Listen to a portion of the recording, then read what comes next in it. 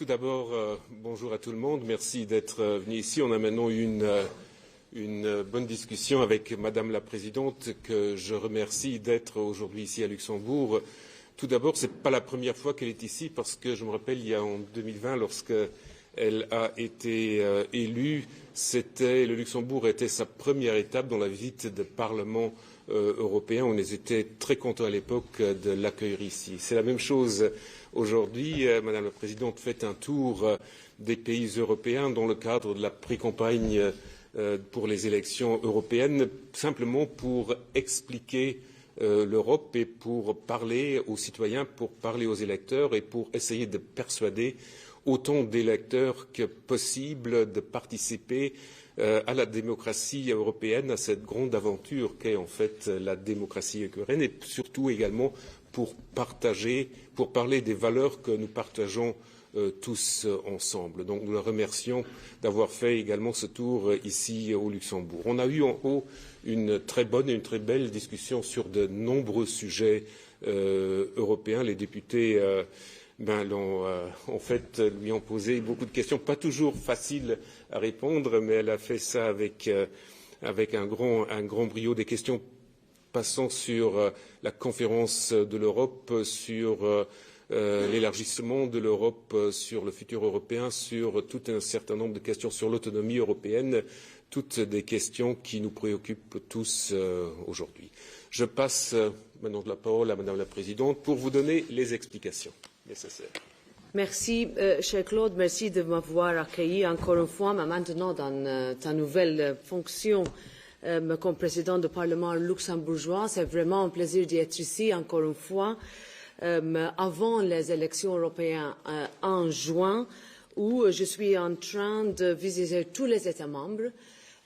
Parmi les premières, c'est le Luxembourg, parce que j'ai des très belles souvenirs de la dernière fois, de parler pas seulement avec les parlementaires, après cette réunion avec le Premier ministre, mais aussi avec des jeunes. Nous avons un message simple pour cette élection, c'est de voter, de choisir qui vous va représenter dans le Parlement européen. Si vous êtes du Luxembourg, qui seront les 6 députés européens qui sont élus d'ici. Les élections ne sont pas une obligation ou seulement un exercice démocratique. C'est un investissement dans notre futur commun. Le prochain Parlement européen, dans les prochaines 5 ans, ils vont prendre des élections clés du digital à la santé, du climat, migration, sécurité, défense.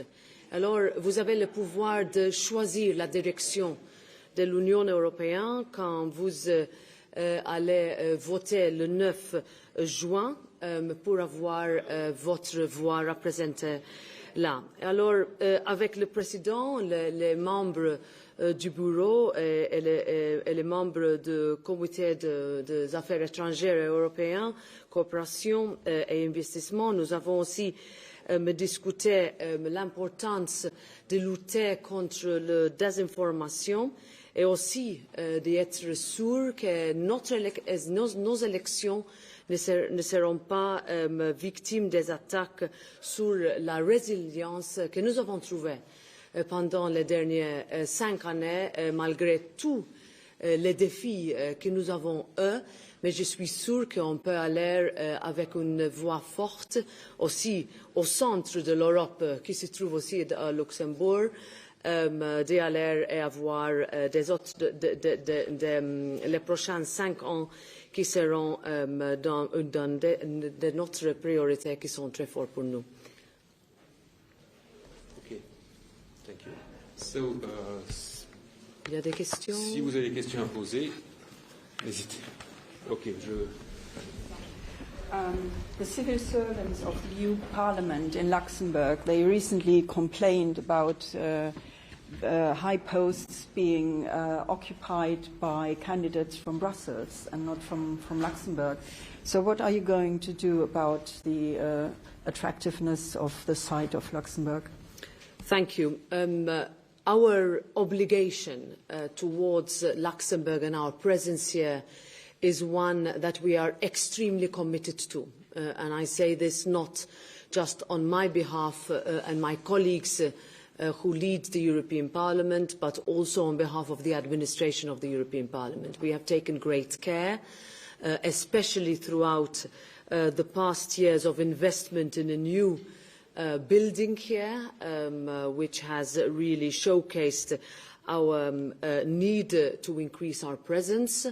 We take special care, as you said, in making sure that we do not empty Luxembourg towards Brussels, or rather, as you said, import Brussels officials to here. We have had candidates from Luxembourg applying for top jobs. There are certain gaps with regards to, for example, Luxembourg nationals in the administration, but please be rest assured that we are going to do our best, even though challenges remain in terms of the coefficient, the salaries that are paid, and the high cost of living here. But from our end, you do not have to be concerned about the fact that we are fully committed to continuing to fully fulfil our obligation towards Luxembourg, as has been since the very beginning of the Parliament. Thank you. Eric. Madame la Présidente, est-ce que vous trouvez que juste avant des sommets qui sont tenus à Bruxelles, il y a une importance d'avoir aussi des débats dans les parlements nationaux en vue de ce qui va se passer lors des prochains sommets? Oui, bien sûr. I think it is extremely important to discuss what European councils have, I would say, increasingly become discussions that take place that are not far away from what's happening on a national level. If you think back, whether it was during the pandemic, on the big geopolitical issues, on energy, on the Russian invasion of Ukraine, now on the situation in the Middle East, this is reflected here. But also when we look at the Special European Council on the 1st of February, which will focus on the need to adopt a decision on our multi-annual financial framework, in other words, to be able to vote on the Ukraine facility, to help Ukraine continue to fight this illegal war, but also to make sure that our budget is fit for purpose. We have seen a depletion of that budget because of inflation. We cannot in any way risk that we find ourselves in a situation where flagship programmes, I will mention a few of them, Horizon, Erasmus, cohesion funds, would also be sacrificed. These are programmes that for us are crucial going into the European elections.